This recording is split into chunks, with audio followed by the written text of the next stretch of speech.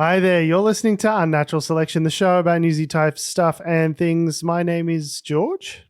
My name is Tom. And with our powers combined, we are 66.666 recurring percent of Unnatural Selection. Make sure you visit us at our salubrious home on the web, unnaturalshow.com. That was a fractions joke. Welcome. Yeah, woo! Woo, fractions! Where my third graders at? Yeah, that's the kind of content we like to bring on a Sunday morning. Please note, Math. please note, third graders are not permitted to listen to this podcast for legal and humanitarian reasons. You'll notice that Adam is away. Adam, there was a scheduling conflict and he couldn't make it. I was trying to come up with something clever, but that's all that happened.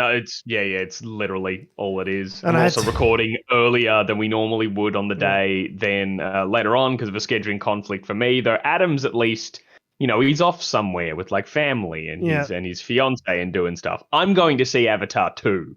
So okay, sure. I think I think his priorities are maybe in a better place than mine. But I want to see giant, crazily mo-capped CGI space whale that James Cameron insists is not a whale, but everyone's like, it's a giant space whale. It's a giant space whale. So, yeah, but he's like, no, don't you dare call my space whale a space whale.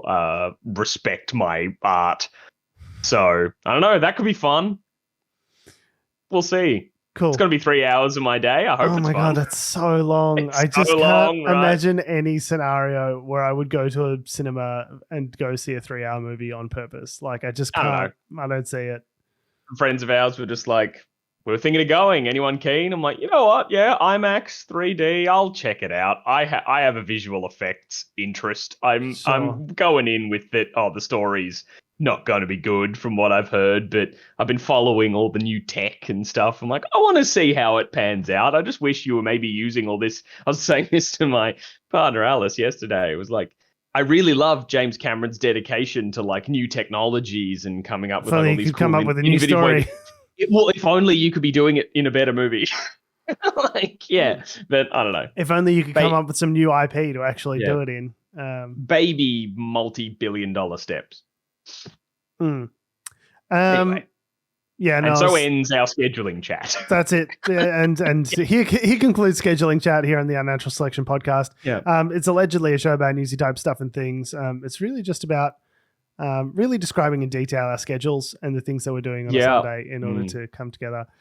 I had another joke about Adam, but I've forgotten. It's all right. He's not here. So Prime Minister Anthony Albanese has flown into Alice Springs. Boy, must his arms be tired. Amid calls for action on alcohol-fueled crime crisis. So if you've been listening to, certainly if you've been listening to 2GB or Sky News this week, you will have heard about the crisis in Alice Springs.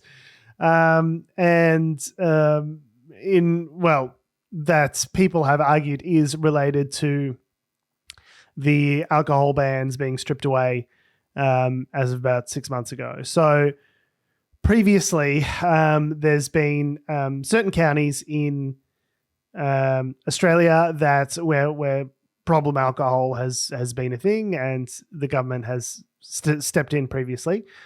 And in the Northern Territory, in particular, particularly in areas with larger like First Nations people population and things like that. I think it was the John Howard government. Yeah, so this is part of what was called the Northern Territory Intervention, which came about in 2007. So we've been doing some power Googling for you guys. So I don't want to say like be grateful, but like appreciate that's a small amount of effort went into this. Are you bragging? I don't want to brag, but I did some Googling. It's one thing. It's one thing to be like, I educated myself. I didn't I had no expectation of either members of these communities or whatever to educate me. I educated myself. Mm-hmm. But to say that it was in like power Googling or hopping on the thing kind of cheapens that. I did Google and I did click on more than one article. So that's how I didn't just click on the top search result. So that's two or more independent sources. That's journalistic integrity. Yeah. So for those who don't know, basically there was a report that came out in 2007 which was a real weird name, didn't it? It's translated, but the translation is the Little Children Are Sacred report, which anyway, so it talks about a lot about sexual abuse of Indigenous children and a bunch of other like vectors where Indigenous thriving is not at the same standard as those of white Australians. And it was detailed on, I believe it was on Lateline. It was like a very public, ABC's Lateline program. And, they talked a lot in detail about some of the horrific instances of child sexual abuse and things like that.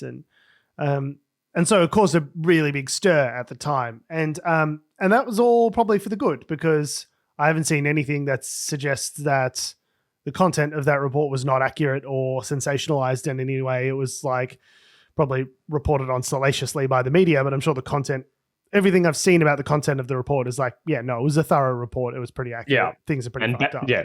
Bad things have been happening. Yeah. Yeah. And anyway, the response to that. The response was fucked up. The response to that was, well, no alcohol for you. Yeah. Do you know what the problem is? Too much booze. That's why you're abusing children. It's because you guys are all fucked up on booze. No alcohol for you. And no other steps. Yeah. I've seen it's like, cool, nope, all right, no booze for you for 5 years. 15 years later, we repeal it. So the intervention, as it's known, happened in 2007, was a $587 million package of legislation that made a number of changes affecting specified Indigenous communities in the Northern Territory. As Tom mentioned, it included restrictions on alcohol, changes to welfare payments, acquisition of parcels of land. This is the thing that's most fucked up to me. I will talk about that in a sec. Education, employment, and health initiatives, and restrictions on pornography and other measures. So what you see here is a really Puritan, Liberal Party kind of almost like veiled religious response to the problems that are going on. The problems that are going on in these Indigenous communities aren't because of historic underinvestment in these communities and the fact that there's like a system of mechanized disadvantage oppression. From 2 centuries plus of oppression and marginalization and abuse and intergenerational trauma and all poverty. This sort of stuff. None of that. None of that. You see too many titties. That's too many titties on the internet. Yeah, there's too many titties. Too many titties on the internet and too much Jack Daniels. That's the problem. Yeah. And so we're going to get in there and fix it by restricting the sale, consumption, and purchase of alcohol in prescribed areas. So this included the prohibition of alcohol in certain areas prescribed by the legislation, making collection of information compulsory for purchases over a certain amount, and the introduction of new penalty provisions. So, pretty... So fucked. It's so fucked. Like, every little bit I learned about this, and then also... It's bad. When we get to what happened this week as well, like, everything just screamed at me to be like...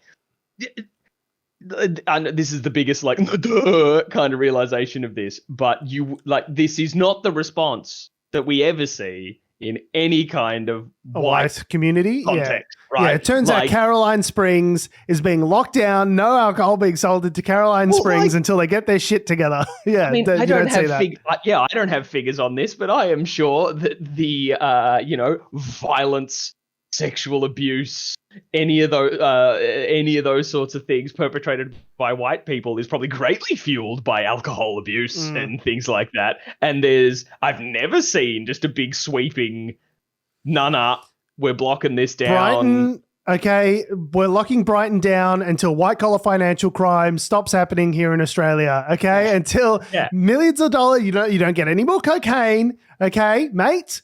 You don't get any more, high-end whiskeys, Japanese whiskeys, none of that stuff until all the white-collar crime in Australia gets locked down tight. The people of Brighton will not see another gram of cocaine. Like, it is patently absurd to try and address. Like, I understand. I guess I'm, like, a fan of the impulse to, like, do something because it's like prior to this, It's just kind people of like want an immediate response. There's just sort, like right? there's the gap report, and we look at the gap report every couple of years. We go, yeah, there's still a pretty big gap, isn't there? I go, yeah, it's pretty fucked up, and then we just kind of move on. So like, I encourage the impetus to like want to do something about this, but if you're wanting to like have an intervention in this area to address crime and alcoholism and child abuse, then what's required is not sending in the army, which is a thing that happened, but actually using that money, that $587 million,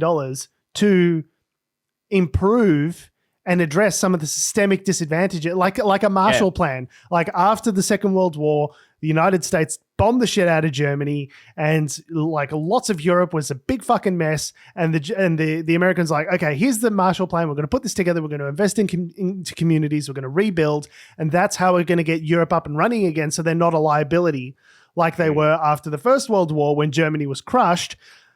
The Western world placed all of these economic sanctions on them. The country was completely economically devastated into the 20s, to the extent where I think they only just finished paying off some of the debts from World War One, like recently in the last couple of years. Yeah, like, I'd buy that. You can't economically and like, from a building sense, completely devastate an area and then expect them not to be problematic going forward. Right? Well, so taking that idea of the Marshall Plan was like historic investments in these places that the Allies had just effectively destroyed in order to get them back on their feet. Those areas now are like, Germany is one of the economic powerhouses of Europe.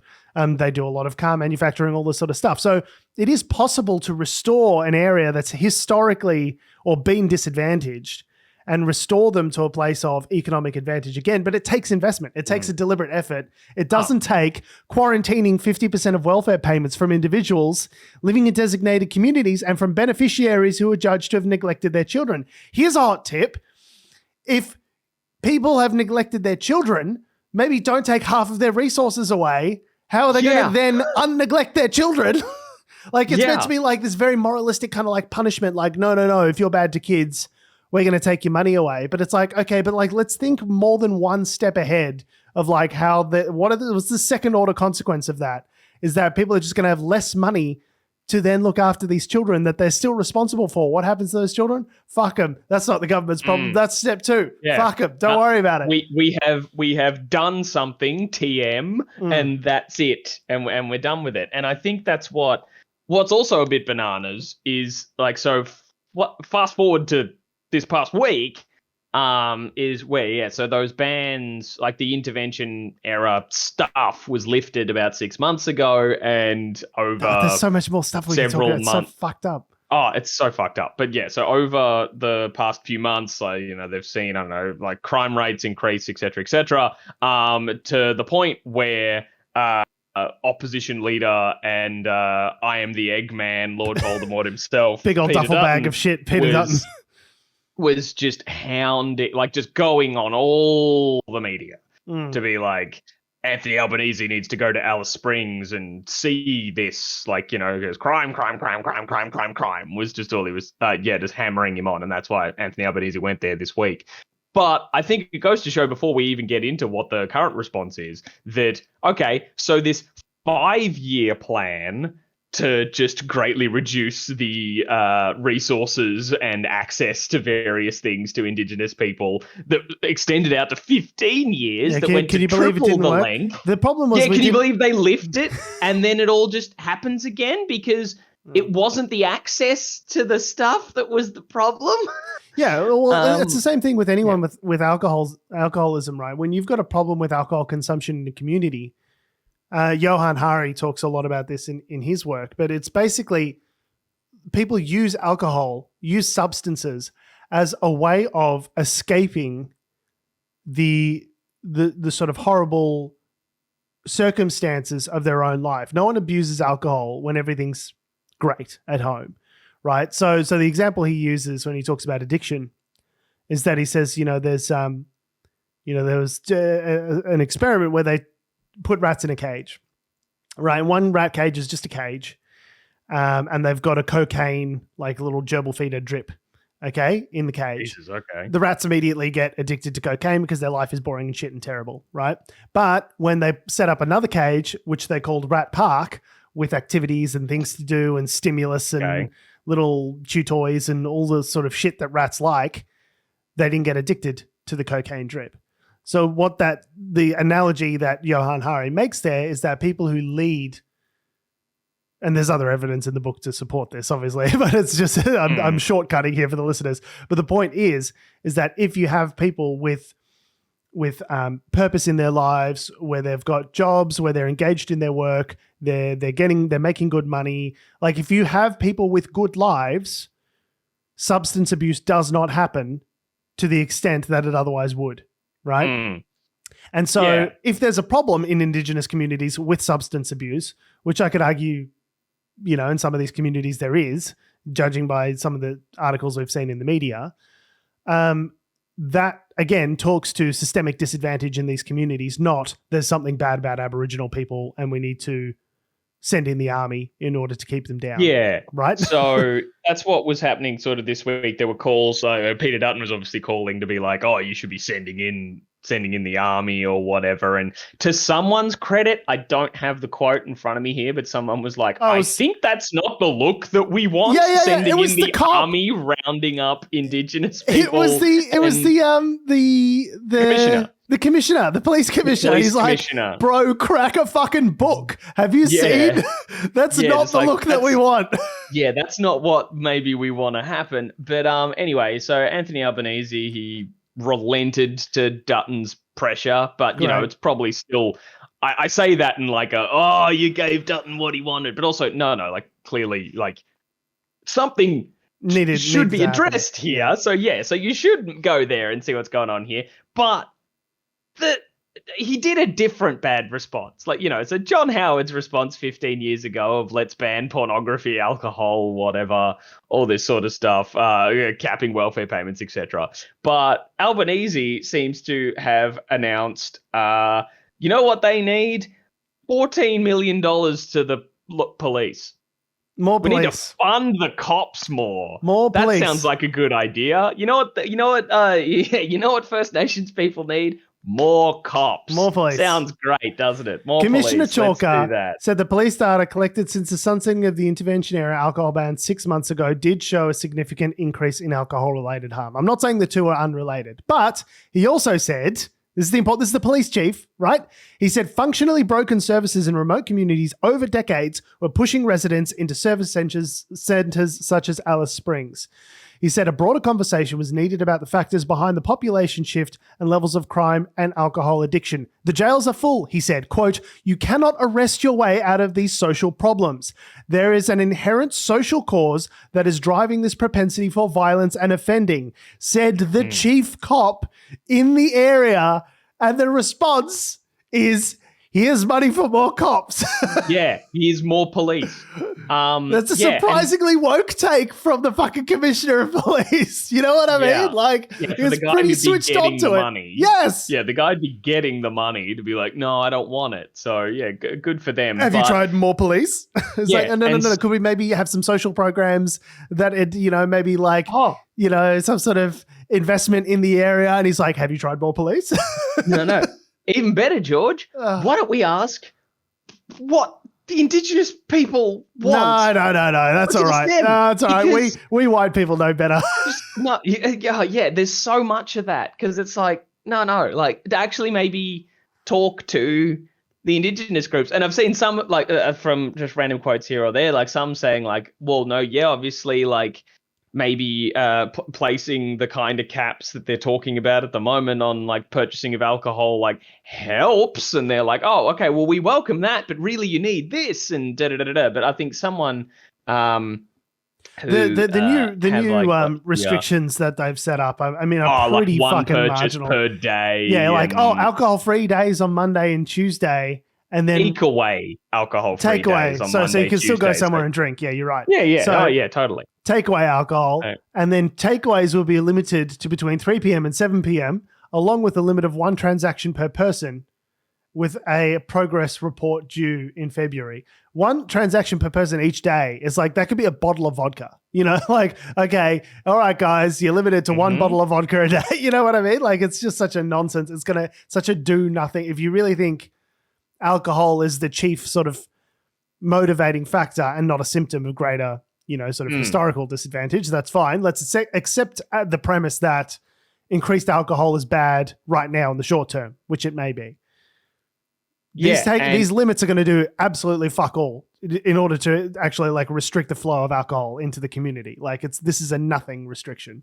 Yeah, and I'm sort of saying before that what people should be doing is talking to advocates and members of these communities and saying what needs to be done. Here's a fucking crazy idea. Ask the Indigenous community what they want and what they need and what's going to be helpful to them.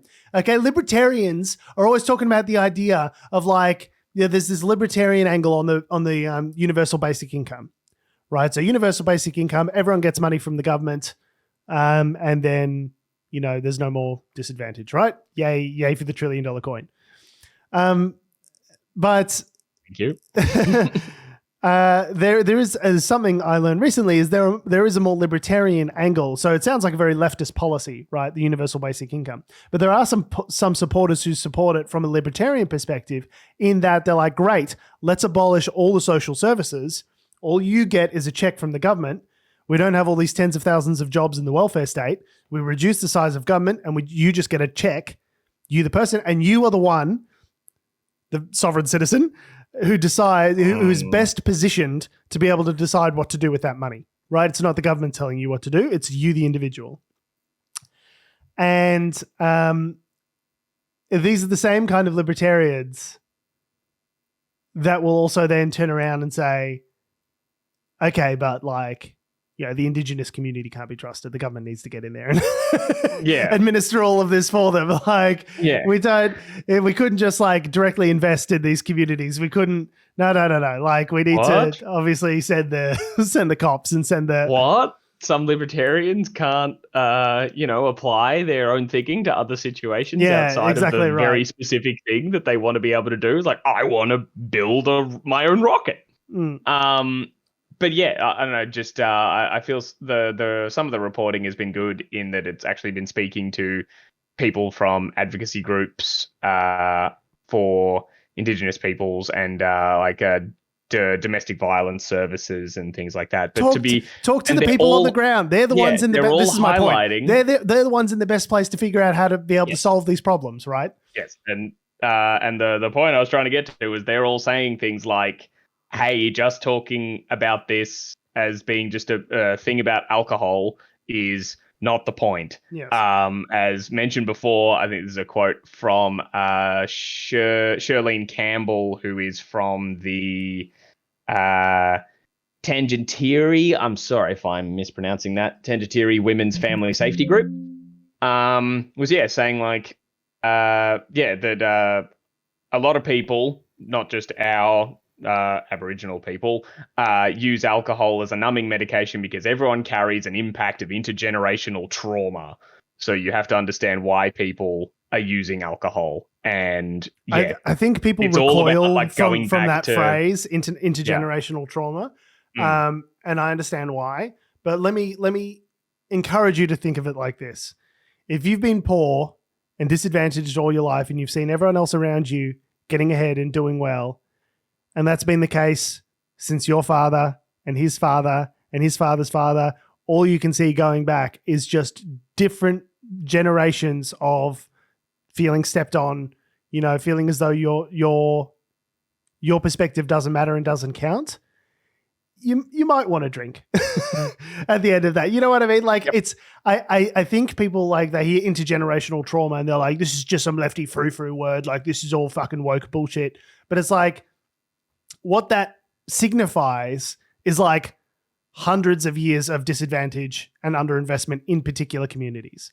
Like, so if you think of it from that perspective and get away from the wording, which people might recoil against, then maybe you start to get a sense of like, if everything that your life has ever been projected to be is crap and there's no way of getting out and you feel stuck, and you're stuck, and your kids are going to be stuck, and their kids are going to be stuck, and this is just how it is, you might feel a certain sense of resignation about it. Like, try and put yourself in the shoes rather than just like hear the phrasing intergenerational trauma. Because I think a lot of white people hear that and they're like, just pick yourself up by your fucking bootstraps, mate. You know, stop watching Pornhub. And I feel this also, like, you know, goes back to over the last couple of years of when, you know, people around here in Australia have been really getting engaged with movements like you know, like Black Lives Matter and defunding the police over in the States and all that sort of stuff. It's like, here's an example of exactly that principle here. Yeah. Like, you know, Albanese's just announced $14 million extra dollars to the police. Yeah. That $14 million could be used elsewhere.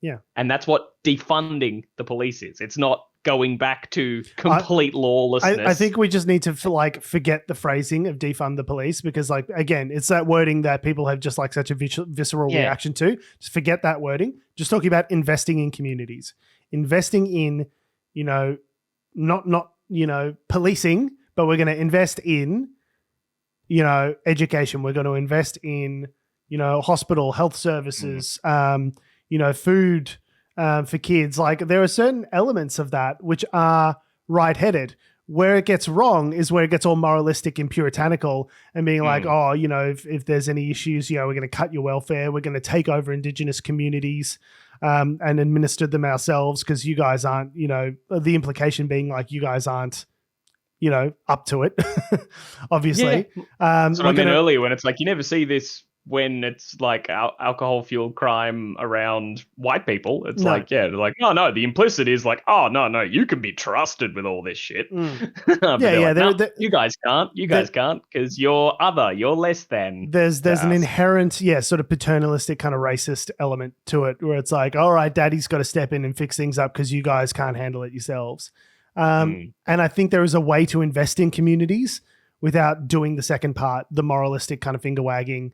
Oh, you know, you can't have this, you can't do this. We're going to, we're going to put, cops on the street. Well, we're going to abduct kids and raise them ourselves because you're not qualified to do it. Yeah. And, the stolen generation type stuff. Like, there is a way to invest in communities without doing the bad stuff, without the second part that always comes along with it, which is like greater power and authority vested in the federal government. To administer the lives of Indigenous people for them. And so I know we've been talking about this for half an hour, but and having just gone past January 26th at time of recording, so the National Australia Day stuff, this is the kind of stuff that people are talking about when they're like, hey, maybe we shouldn't be celebrating the formation of our country of the modern Australia, on the day that white people turned up and stuck their flag in the sand and all that sort of stuff, when we are still like oppressing, traumatizing, and stepping on the First Nations people who are already there. This is the kind of stuff that people are talking about when they're like, hey, maybe let's not celebrate Australia Day. We still have a lot of stuff to A, not be proud of, and B, to fix and to work towards. Changing the date is maybe a good start, but it's not enough.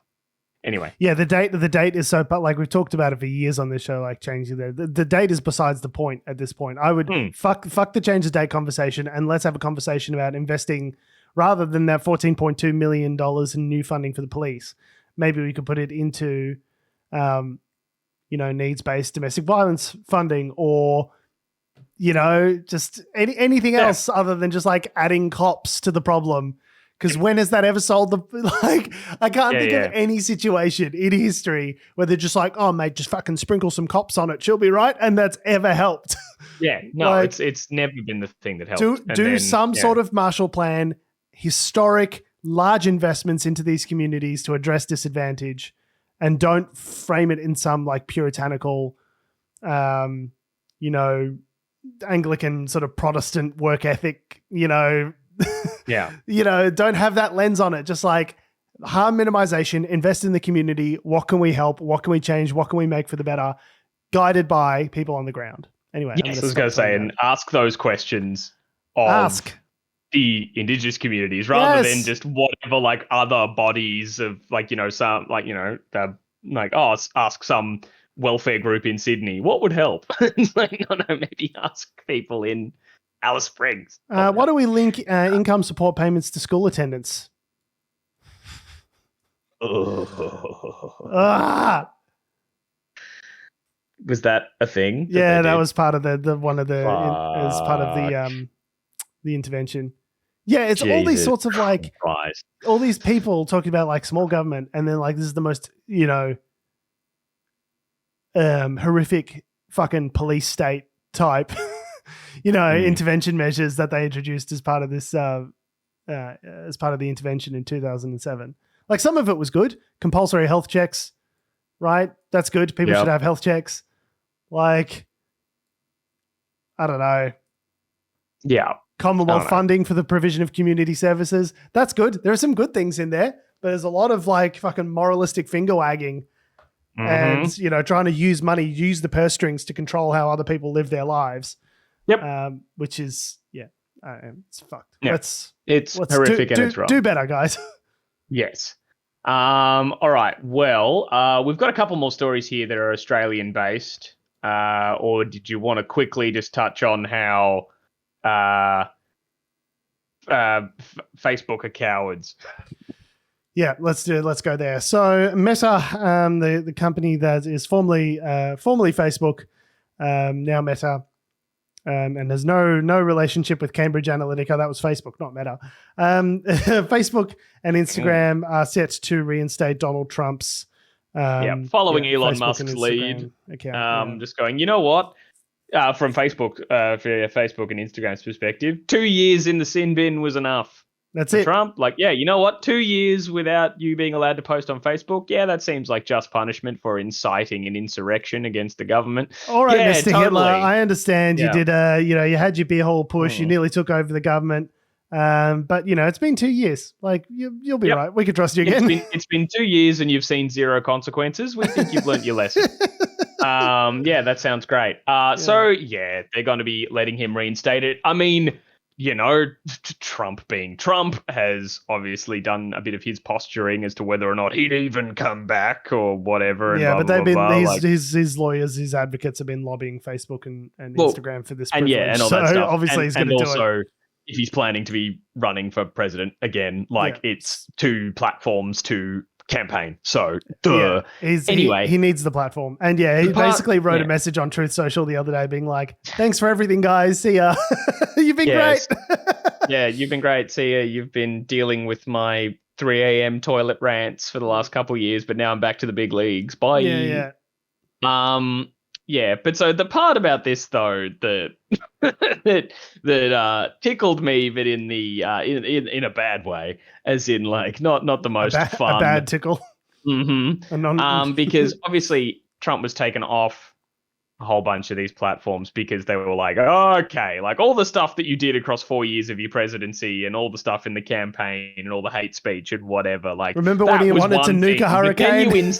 Then you incited a giant riot and like, all the other points of political violence that were probably indirectly or directly in some cases linked to stuff that you said. That was one thing. But then the attack on the Capitol, that was one straw too many. So they were like, all right, real world violence and incitement of violence, that stepped over the line. So obviously with people saying, hey, well, you're bringing him back. So what? But he still did that thing. What changed to him?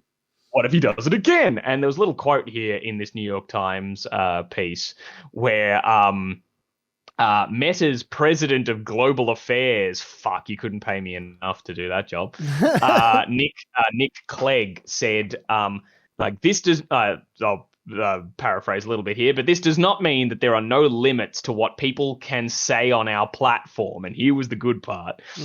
When there is a clear risk of real world harm, a deliberately high bar for Meta to intervene in public discourse, we act. And I would say, tell that to Myanmar. Assisting the genocide. Excuse me, Mr. Clegg. Myanmar's on the phone, and they want to have a chat. Because, Rohingya genocide. Yeah. Meta and Facebook and everything, like their ability to be monitoring and mitigating the kind of risk of real world harm that they're talking about there in areas such as Myanmar has definitely been wanting, because they just let this information spread around because it is at such scale. And not to get too bogged down into all this, but I remember Behind the Bastards had a good podcast. Behind the Bastards had a really good piece on sort of like catching up again with what Mark Zuckerberg and Facebook is doing. And they talked about that there was a person, so this isn't Myanmar specifically, but in for the continent of Africa, there was like one office of like 100 staff. Cool. That were responsible for Facebook. Just manage Africa, guys. And there was a person who was... You're in charge of Africa Facebook. Yes, and I believe there was one woman who was like, so I feel like I don't have any, like, you know, I'm not accountable. Like, there's not a person above me that I have to run things by. Right. And I don't have underlings either. Right. So it's just me, and I have only so many hours in my workday. And so and my job is that when, you know, stuff like, oh, this Facebook group's popped up and they're maybe talking about, hey, we're going to gather and we're going to picket this, or we're going to maybe protest that, or whatever, all this sort of stuff. It's like, I'm one person, and so I have to decide, like, what are the things to focus on and deal with. Prioritize, yeah. I've got to prioritize. And what I don't prioritize could maybe lead to people being killed if I pick the wrong thing. That's a lot for me to think about. And like, yeah, you think? Like, yeah, this woman just had... Yeah, it is, Carol. Maybe there should be 2 years. yeah. This woman just had like the instant realization being like, oh, holy shit, yeah, I can't do everything that comes across my desk. And maybe the thing I don't choose could get people killed. Yeah. Oh, boy. And it's like, it's not her decision to have more people on the staff. It's like, she's just got her job. And it's kind of like one of those things of like, how could you do that job? Like, don't work for that company. But it's like, oh, but if I leave, maybe more people die because they don't replace me because this company doesn't care. Anyway, so yeah. I don't trust Mr. Clegg at President for Global Affairs when he says, oh yeah, we'll act when there's like real risk to there's new guardrails real risk place. Of real world harm. Oh, there's new guardrails. New guardrails. Great. Oh, great guardrails. Yeah, I'm sure sweet. he'll respect those. Trump has always been great at respecting guardrails, I think. Oh, he'll respect guardrails. And we've never seen that discussion and discourse on social media has far outstripped anyone's ability to keep pace and understand maybe the potential consequences before people get hurt. No, that's never happened. Anyway, Facebook, have a chat with Myanmar and see what they think of your new guardrails. It's so funny, as though Donald Trump, of all people, it's like they were just born freshly born babes, born into the world yesterday, and they're like, no, we've got a new terms of service that Donald Trump will have to respect. It's like, where have you been? yeah, it is one of those things of like, oh, you know what? It's been, in the last couple of years, you know what Facebook's been missing? Donald Trump.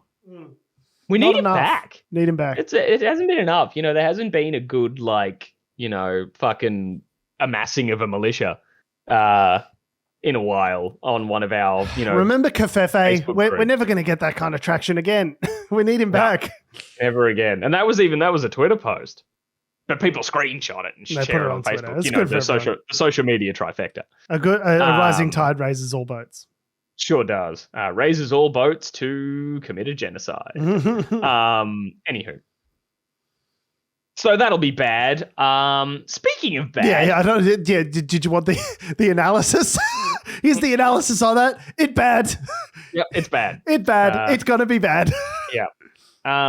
But speaking of bad, we've already had a bit of a history in recent history here in Australia of politicians suing people over tweets.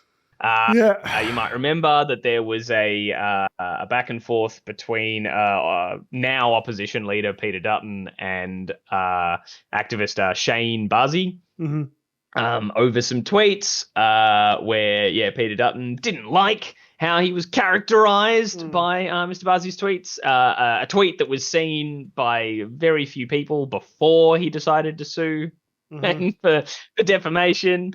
And it was all a big, massive shit show and all terrible and whatever. And people kind of being like, hey, Peter Dutton, maybe pick on someone your own size because you are a presumably incredibly wealthy member of the government. And Jane Bazi had to be crowdsourcing his defense. Yeah. All that sort of stuff. Bit fucked. But so another Liberal senator has decided to do something similar. Linda Reynolds. We love Linda Reynolds Everyone's here at Unnatural Selection. Everyone's let it never be favourite. said that we don't love all the litigious members of the Liberal and National Party. We love them all equally. We have the same amount of love and respect for Linda Reynolds as we do for Peter Dutton, as we do for Matt Canavan. We love and appreciate them all the exact same amount. Yeah, you're all our favourite awful, awful children. Yeah, so Linda Reynolds is suing the partner of Brittany Higgins. Come on, dude. Over tweets Come on, man. that he made that Linda Reynolds alleges defamed her. Unfortunately, unlike the Peter Dutton situation, we don't know what the tweets are. Yeah, I haven't been able to. Obviously, people are trying not to republish them, I guess, because of fears of republishing defamatory content effectively leaves you open to being part of defamation, because you're communicating the same sort of thing. So obviously, probably a lot of the reporting doesn't really have it in there, but I haven't seen any sort of screenshots or whatever as to what even the tweets were. So I don't know what could they said. What could they be? You know what I mean? So what could it be? Yeah, Miss Higgins' partner, David Sharaz. Yeah. So he the tweets were from I think January and December of Last 20. year. Yeah, so I don't know if that means December Of 2021 to January 2022, Yes, or if exactly. it's a That's bookend of the what thing I- or whatever. But yeah, from a while ago. I mean, he's the partner of Brittany Higgins, who's been a big story of the last couple of years after being sexually assaulted in Parliament, and a big case around a huge trial that got thrown out, all this sort of stuff. But also Linda Reynolds in particular was Brittany Higgins, the ministerial head of the department that Brittany Higgins worked for. And she was being very supportive throughout the trial, wasn't she? Linda Reynolds? So supportive. Very supportive. Just constantly there in the courtroom, asking questions, giving advice. Asking for transcripts of stuff that she had no business having access to or anything like that. Incredibly Coaching supportive. Both sides of just normal trial stuff. Normal trial stuff. It was in Linda Reynolds' office that the assault allegedly happened, and was quoted in the media a while ago as to referring to Brittany Higgins as a lying cow. Lying cow, but she said she was talking about something else. Talking about something else, but she wasn't talking about the sexual assault. She was talking about something else. No. She was lying about something else, and that makes her a lying cow. Not the other thing that I've also said maybe that she was lying about. So don't know what Brittany Higgins' partner tweeted, but probably something along the lines of, hey, you called my partner a lying cow. I don't know, I think there's a litany of things. We're speculating. We're completely speculating here. Totally speculating. I'm imagining it's along those lines. Yes. It does not surprise me that Mr. Sharaz has a bone to pick with Linda Reynolds from a lot of stuff that was very publicly reported. So I don't know what he could have possibly said that hadn't already been publicly reported. And also the very fact of, defamation law talking about lowering someone's reputation in the eyes of a reasonable adult. I don't know. I think it'll be interesting to see the lawyers arguing where Linda Reynolds' reputation was at the point that the tweets were published because I'll be honest, my estimation of Linda Reynolds at the moment is pretty low. So I don't know how, in the eyes of a reasonable adult, it could be lowered precipitously further from that point. But yeah, I would say I would call myself reasonable. I mean, I'm sure it's open for debate, but I mean, I don't know how some extra tweets can push anything further than the bottom of the barrel. So the bottom of the pork barrel, so it were. But yeah, so stop doing this. politicians. Stop suing fucking random citizens for shit that they tweet. I agree. I think because all it does is it amplifies whatever it is that they were saying about you, and then it becomes a news story, and then it's like a former news story. Whenever someone talks about people suing politicians suing people for defamation, it's then another thing that we remember and call back to. You just Streisand affecting the whole thing. Yeah, but it's not about it's not about the money. Tweet, but it's about punishing. Surely it's using fear as a chilling to chill the discourse around the Brittany Higgins assault. It's a way of using legal mechanisms to strike back at the Higginses indirectly, right? I know they're not married, like but they're just partnered. But you know what I'm saying, like but like it's clearly an exercise of shut the fuck up. Yeah. A woman was raped in your office, and I don't care like what her partner could possibly have said about you. How was your response to be like, I am going to make the life of this couple more difficult by suing them? You know what I mean? Like how is that any sane person's response? It's like, well, I'm not suing Brittany Higgins, I'm suing her partner. Yeah, well, I think Brittany Higgins is going to be involved in the question marks around how the lawyers get paid, and she's going to be somewhat involved in the process. And also, you know what I mean? Like it's of course retribution. Like I don't see how else you could conceive of it. Yeah, precisely. A, retribution, and B, like it feels to me like a shut the fuck up. Like, it's got a chilling effect, of course. I'm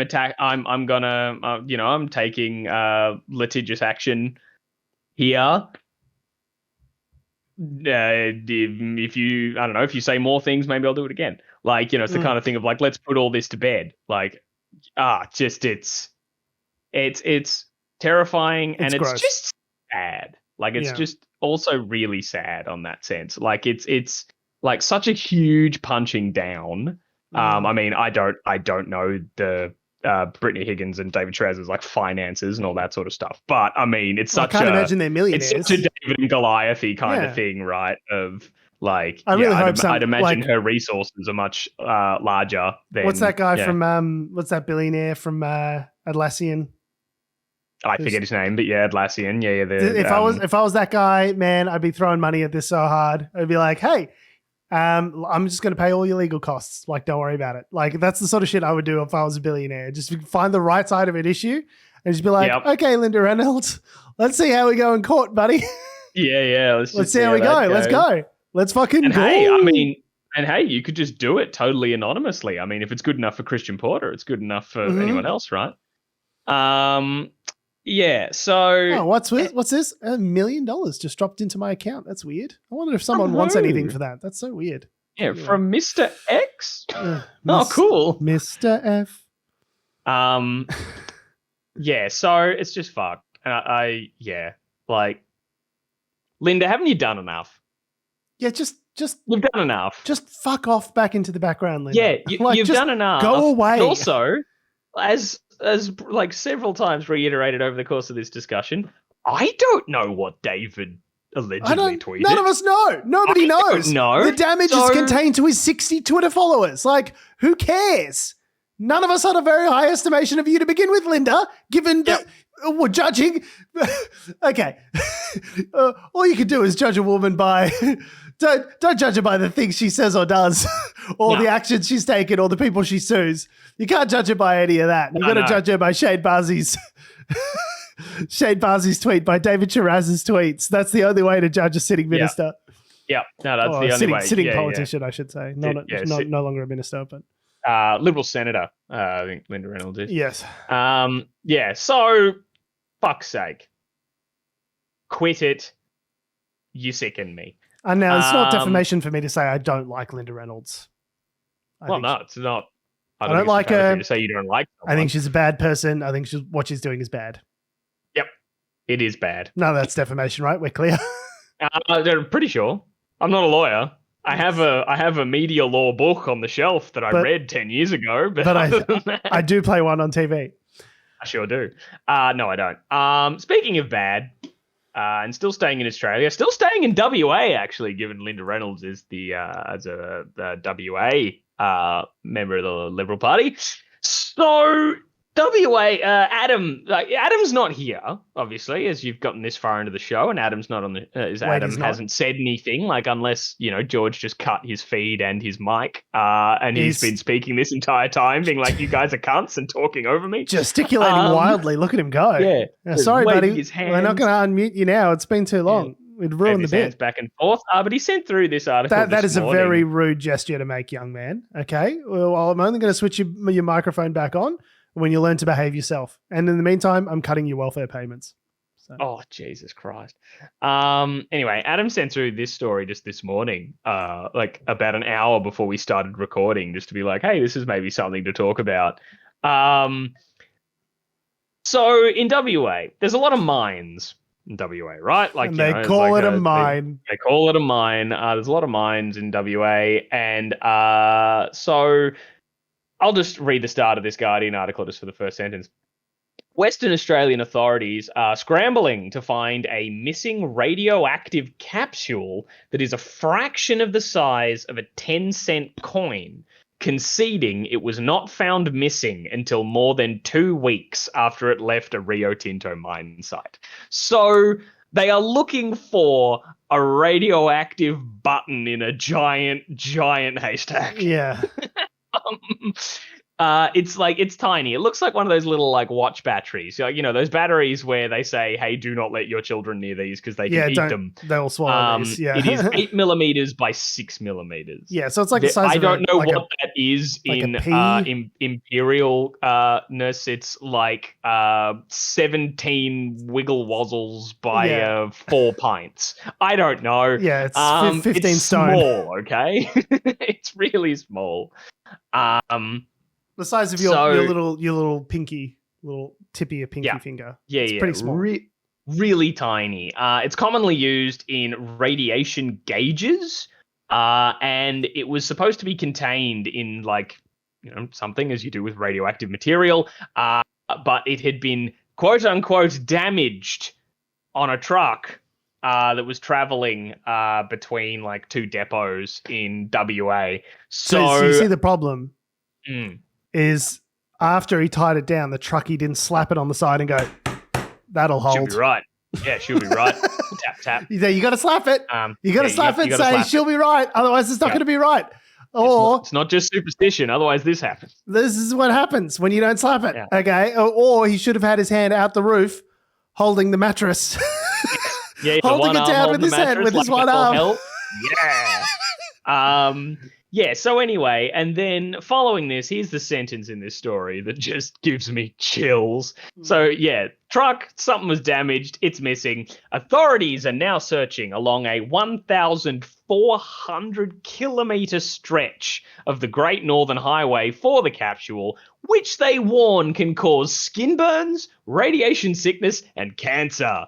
Woo! The trifecta of fun radioactive material. Yeah, definitely lead with the cancer, by the way. I'm not so concerned about the skin burns. I mean, you're worried about I guess it's kind of like an interesting way to do it because you hear the skin burns and you're like, oh, fuck. And then you got radiation sickness. Oh, fuck. And cancer. Oh, fuck. I'm not worried about the skin burns anymore. Yeah. Kind of like, it's kind of like the compliment sandwich, only you're gradually getting to the worst thing, so you forget about the first thing. It's I really think they should. I saw this piece of copy a little while ago where it was like, it was like warning about high voltage cables. Oh yeah, and it didn't just say like don't touch, you'll die or something like that. It's like it said something like, if you touch this, you will die, and it will be very painful before you go. And I was like, excellent copywriting. It's good. That's actually very good. Yeah. Not only will you die, which you will, but you're also going to experience a lot of pain before you die. I was like, very good. Yeah. Whoever was doing that copywriting deserves a free lunch. Yeah, in the words of Homer Simpson, see, because of me, they have a sign. Yeah, so they got to find this pea in the desert. Yeah, it's literally worse than a needle in a haystack, because at least a haystack is confined to a few cubic meters. Like you can find a needle in a haystack. This is just like there's some radioactive shit out in the desert. It's also tiny. I mean, yes, they've got Geiger counters and they'll try and track the radiation. They're not looking for it by eye, but still.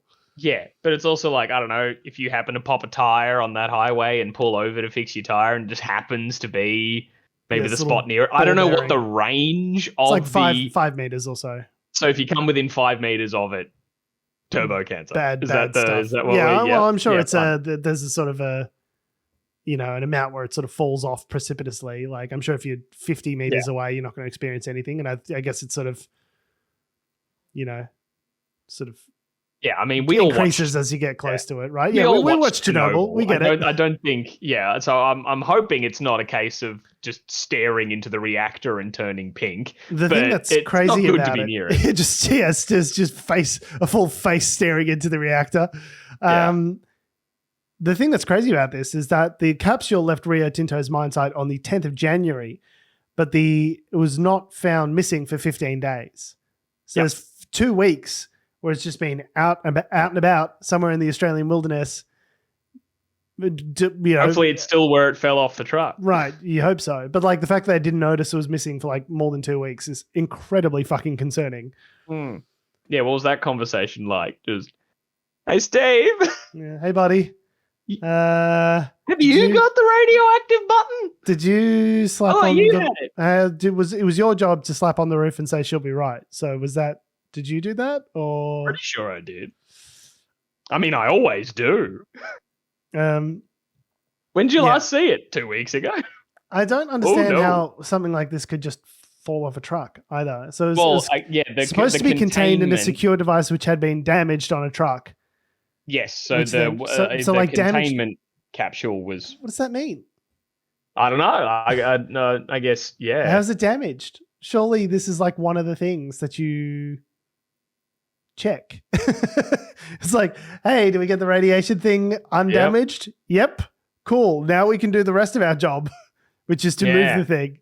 Well, maybe it wasn't damaged when they when they were securing it and all that sort of stuff, and it was damaged in transit somehow. How? Like, I'd like to think something that's designed to contain a radioactive material, if you just go over a particularly bad pothole, it shouldn't pop it open. No, yes, exactly. I'd like to think that's not what happens. Like a cartoon, it just pops out the back.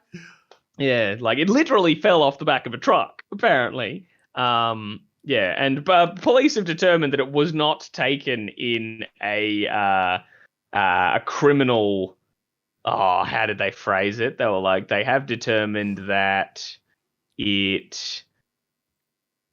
That it hasn't been taken in a criminal act, unless it was just criminal found stupidity on the side of the road, and they were like, you know what I could do with this? Some crime. Boy, I love crime. Yeah, some sweet radioactive battery crime. What with being a criminal and all. So, if you're driving along that highway and you see a tiny little watch Great Northern battery, Highway, yeah, if you see a little, something that looks like a watch battery, get the fuck away from it. And I think there's a phone number. Oh, God. I saw this. I should have been better prepared. To contact 13 DFES. Is what they say here in the article. I don't know what that is. Google it, I guess. Yeah, I'm sure there's some sort of page you can go, some sort of landing page for I found some radioactive shit in the desert. Yeah, and it's just Captain America sitting backwards on a chair going, so you found a radioactive button. So you found a radioactive button in the desert. Is what to do. On that note, so enjoy that if you happen to find that little battery. No, don't enjoy it. Stay well away from it and turn it into. Yeah, enjoy it from a distance, like a good fireworks show. Mm-hmm. Admire it from afar. But don't bring your dog, much like don't bring your dog to a fireworks show. Don't bring your dog to radioactive material either. On that note, speaking of places we shouldn't bring dogs. Oh yeah, we have been Unnatural Selection. Okay, great. On that note, we have been, we are, we always will be Unnatural Selection. Make sure you visit us at our salubrious home on the web, unnaturalshow.com. Make sure you follow us on all the bullshit social medias that have, do, or ever will exist at Unnatural Show. It's Facebook, Twitter, YouTube, Instagram, and motherfucking TikTok. Make sure you follow me on Instagram and Twitter at George Tsipos. You can follow me on Twitter at Tom D Heath. And you can follow us all down to the to the Great Northern Highway. Where we've got our Geiger counters. Well, we've got our. We're going to solve this crime. We're going to Scooby solve this crime. And you would have gotten away with it too if it weren't for those pesky kids and their dog. Yeah. Thanks for listening, guys. Love your faces. We'll see you next week. I'll let you know how Avatar 2 goes. Please don't. Okay.